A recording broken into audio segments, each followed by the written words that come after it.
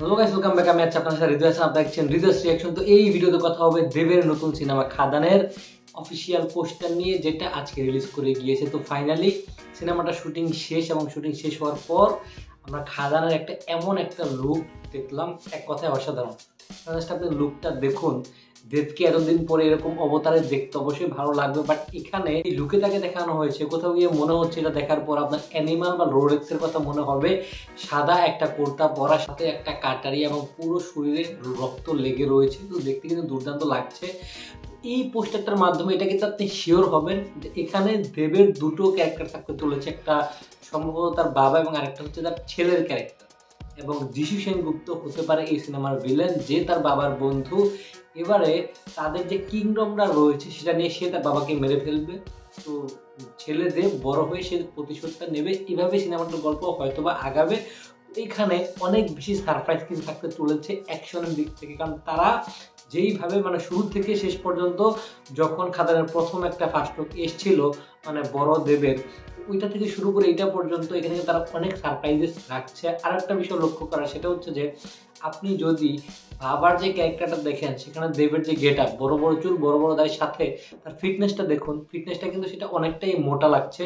এবং এখানে ছেলের যে ক্যারেক্টার, সেখানে মানে একদম আলাদা একটা লুক, তাছাড়া বেশ স্লিম লাগছে তাকে দেখতে।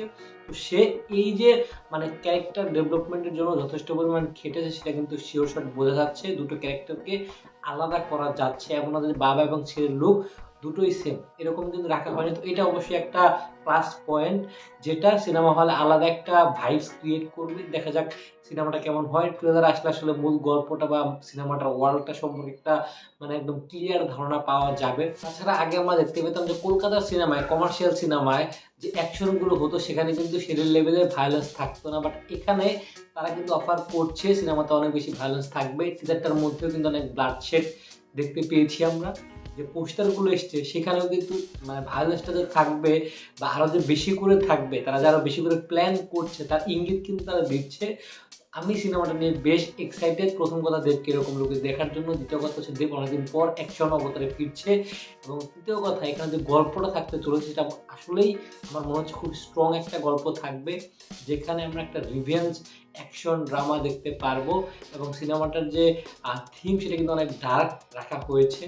ওভারঅল সব কিছু মিলিয়ে খাদান কিন্তু বেশ দুর্দান্ত আপডেটস আসছে, এবং খাদান আউটপুটটাও হয়তো অনেক বেশি ভালো হবে। তো আমি একজন সিনেমা লাভার হিসেবে এই সিনেমাটার জন্য অবশ্যই ওয়েট করে রয়েছি, সিনেমাটা দেখার জন্য কেমন হয়। আপনাদের কাছে দেবের এই পোস্টারটা কেমন লাগলো সেটা কিন্তু অবশ্যই কমেন্ট বক্সে জানাবেন। ভিডিওটা ভালো লাগে থাকলে লাইক, কমেন্ট, সাবস্ক্রাইব করতে ভুলবেন না। দেখা হচ্ছে নেক্সট ভিডিওতে। Take care.